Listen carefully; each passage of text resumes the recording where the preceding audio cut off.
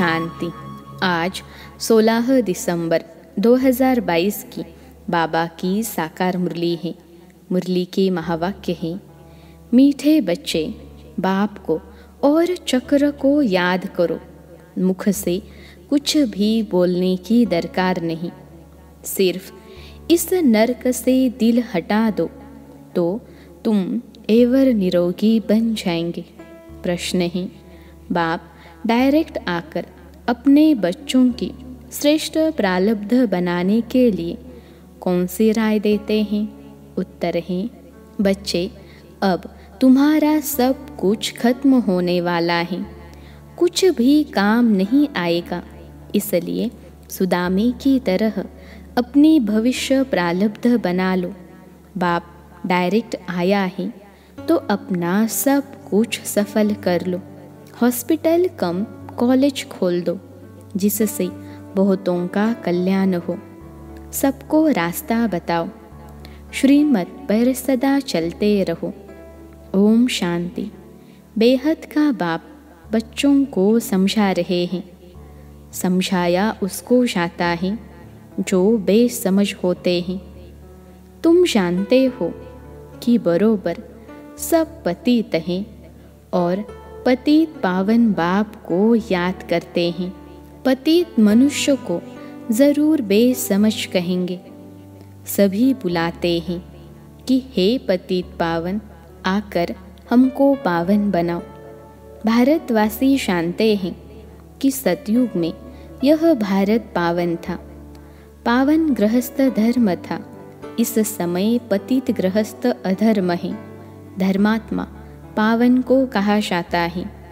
इस भारत में 5000 वर्ष पहले जब लक्ष्मी नारायण का राज्य था तो उनको पावन राज्य कहा जाता था। नर और नारी दोनों पावन थे। बाप बेट समझाते हैं, आधा कल्प से भक्ति मार्ग चला है। जप तप आदि करना, वेद अध्ययन करना, यह सब भक्ति मार्ग है। इससे मुझे कोई प्राप्त नहीं कर सकता। मुझे बाप को जानते ही नहीं हैं। यह सब waste of time, waste of energy करते हैं। द्वापर से लेकर भक्ति मार्ग शुरू होता है, फिर देवताएं वाम मार्ग में जाते हैं। लाखों करोड़ों रुपया खर्च कर देवताओं के मंदिर बनाते हैं। सोमनाथ का मंदिर कितना हीरे जवाहरों से सजा हुआ था। उस समय के हिसाब अनुसार करोड़ों रुपए खर्च नहीं किया होगा, क्योंकि उस समय तो हीरे जवाहर आदि का दाम कुछ भी नहीं रहता। इस समय अगर वह मंदिर होता तो अथाह पद्मों की मिल्कियत हो जाए। अब बाप समझाते हैं, मीठे बच्चे वेद शास्त्र अध्ययन करना यह भक्ति है, उसको ज्ञान नहीं कहा जाता। सतयुग में तीर्थ आदि नहीं मानते हैं। गंगा जमुना नदियाँ तो सतयुग में भी हैं, अभी भी है। सतयुग में कोई तीर्थ करने के लिए नदियाँ नहीं थीं। बाप तो है ज्ञान का सागर, वह बैठ ज्ञान देते हैं। आधा कल्प यह भक्ति चलती है। पहले अव्यभिचारी भक्ति होती है, शिव की ही पूजा करते हैं, फिर देवताओं की।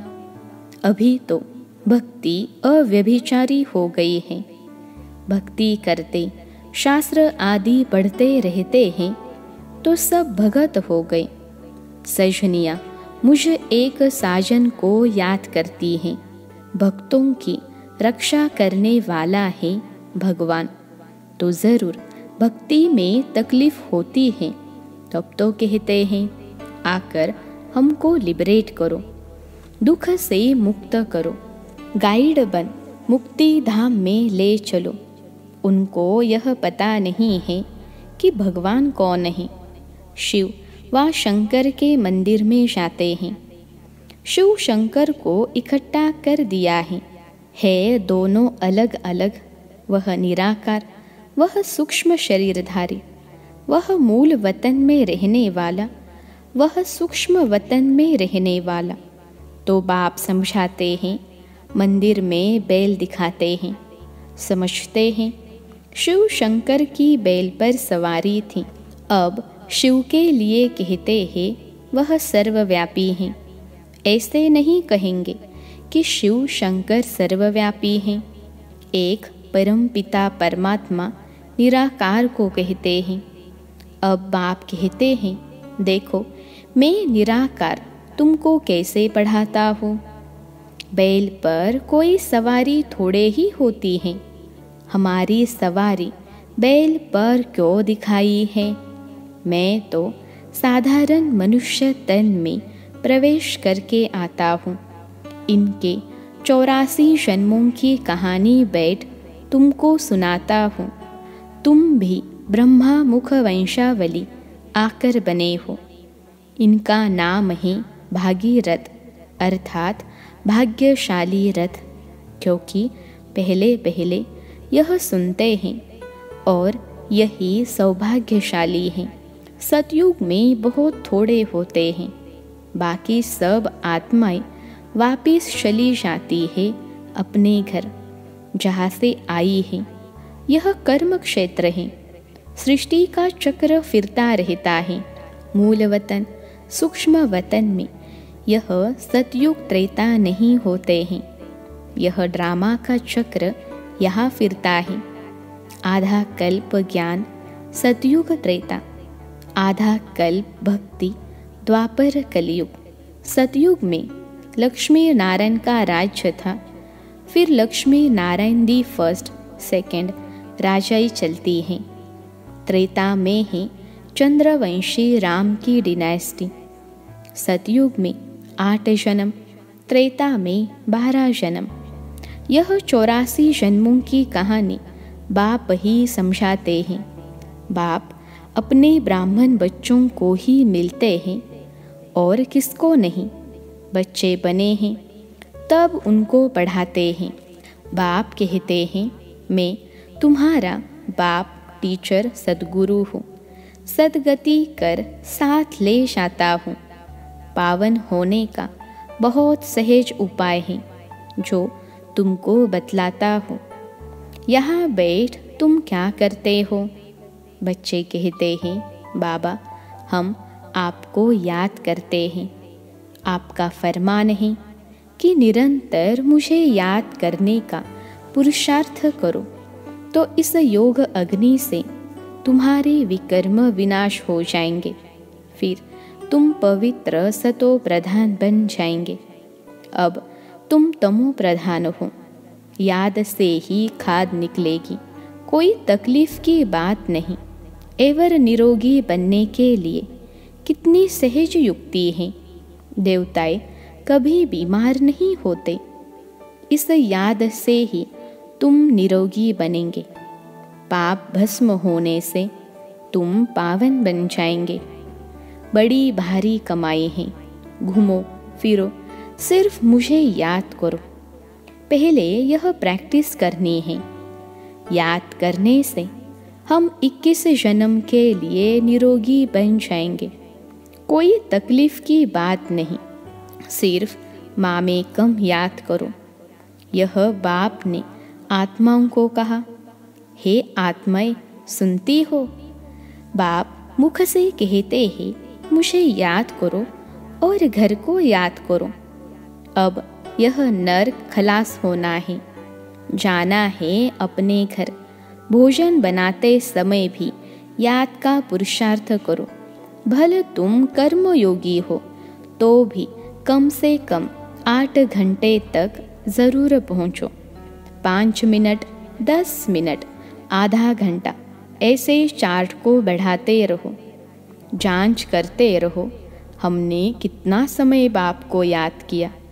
जिस बाप से वैकुंठ की बादशाही मिलती है, 21 जन्मों के लिए सदा निरोगी बनते हैं। कितनी सहज युक्ति है। चक्र का नॉलेज समझाया है कि चोटी ब्राह्मण, देवता, क्षत्रिय, वैश्य, शूद्र, यह चक्र याद करना है। बीज और झाड़ को याद करो। अभी तुम जानते हो, एक धर्म की स्थापना हो तो दूसरे धर्म विनाश हो जाएंगे। सतयुग में एक ही धर्म है, तुमको मेहनत ही इसमें है। बाप कहते हैं, मुझ बीज को याद करो और झाड़ को याद करो। स्थापना, विनाश और पालना, यह है बहुत सहज। सहज योग और सहज ज्ञान। बीज से झाड़ कैसे निकलता है, यह तुम्हारी बुद्धि में ज्ञान है। रहो भल गृहस्थ में, परंतु पवित्र रहना है, यह तो अच्छा है ना। बाप कहते हैं, 63 जन्म तुमने नरक में गोते खाए हैं, पाप किए, अब बिल्कुल ही पाप आत्मा बन पड़े हो। रावण की मत पर चलते आए हो। गांधी जी राम राज्य चाहते थे, इसका मतलब रावण राज्य में थे। मनुष्यों की बुद्धि कितनी मलिन हो गई है, कुछ भी समझते नहीं हैं। स्वर्ग कब था किसको पता ही नहीं है।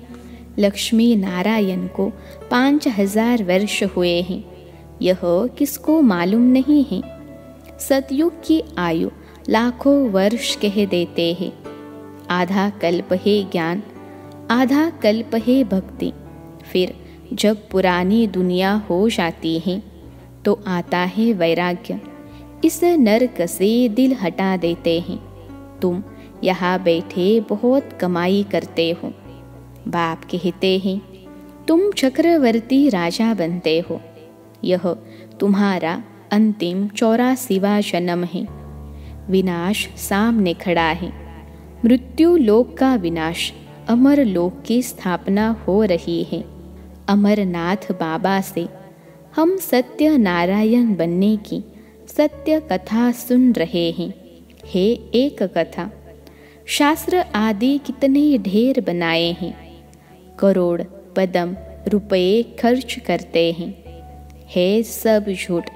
बाप सच बताए, सचखंड की स्थापना करते हैं। कितना अच्छी रीति समझाया जाता है।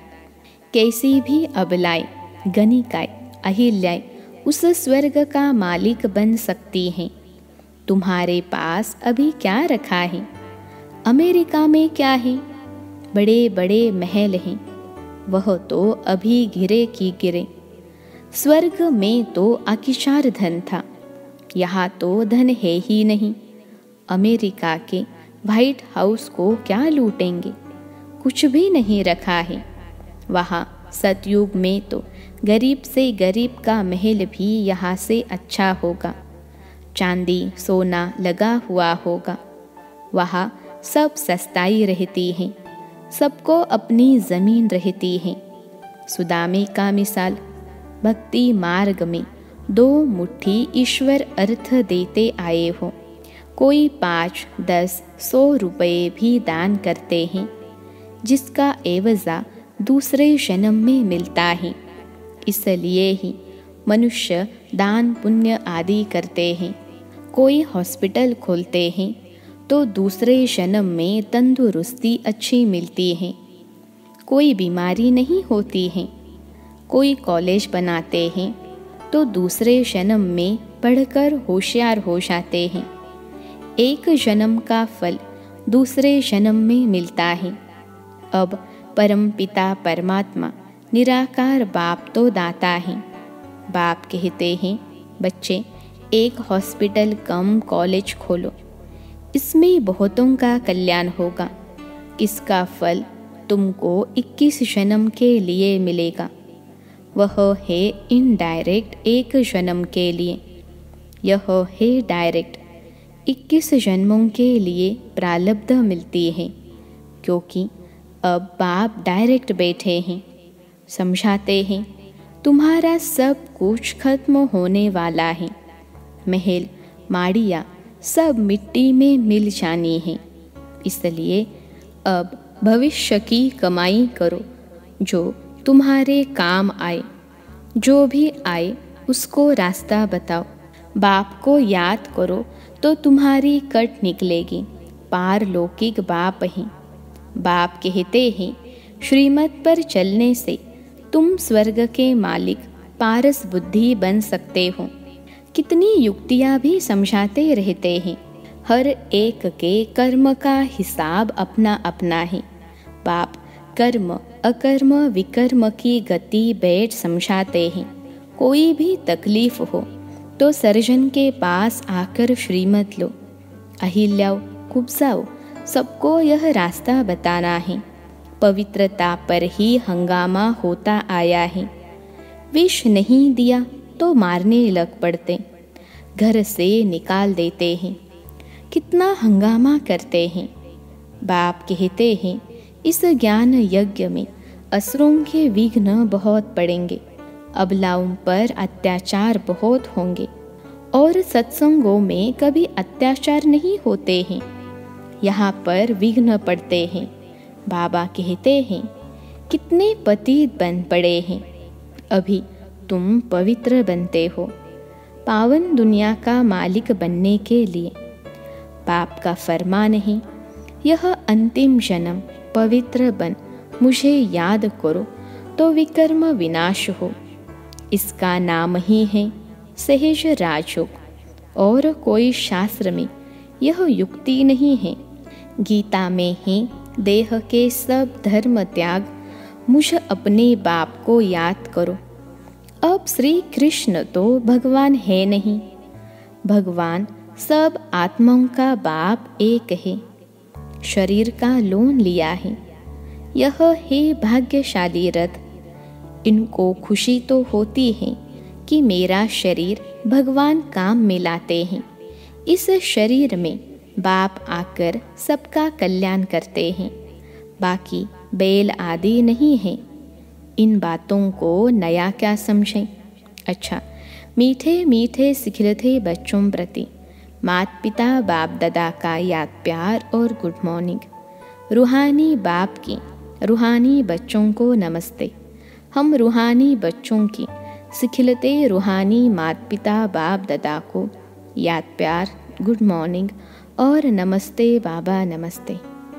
धारणा के लिए मुख्य सार पहली पॉइंट है इस अंतिम जन्म में संपूर्ण पवित्र बन बाप की याद में ही रहना है। इस पतित दुनिया से दिल हटा देना है। दूसरी पॉइंट है स्वदर्शन चक्रधारी बनना है। हॉस्पिटल कम कॉलेज खोल अनेकों का कल्याण करना है। हर कदम पर सुप्रीम सर्जन से श्रीमत लेनी है।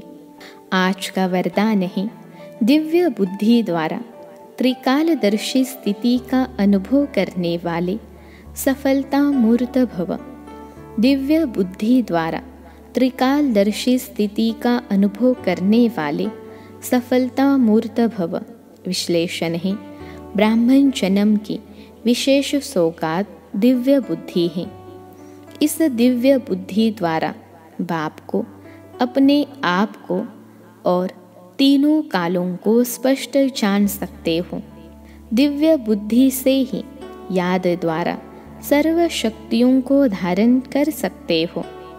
दिव्य बुद्धि त्रिकालदर्शी स्थिति का अनुभव कराती है। उनके सामने तीनों ही काल स्पष्ट होते हैं। कहा भी जाता है जो सोचो जो बोलो आगे पीछे का सोच समझकर करो। परिणाम को जानकर कर्म करने से सफलता अवश्य होती है। आज का स्लोगन है यथार्थ निर्णय देना है तो रूहानी फकुर यानी नशे द्वारा बेफिक्र स्थिति में स्थित रहो। यथार्थ निर्णय देना है तो रूहानी फकुर यानी नशे द्वारा बेफिक्र स्थिति में स्थित रहो। अच्छा, ओम शांति।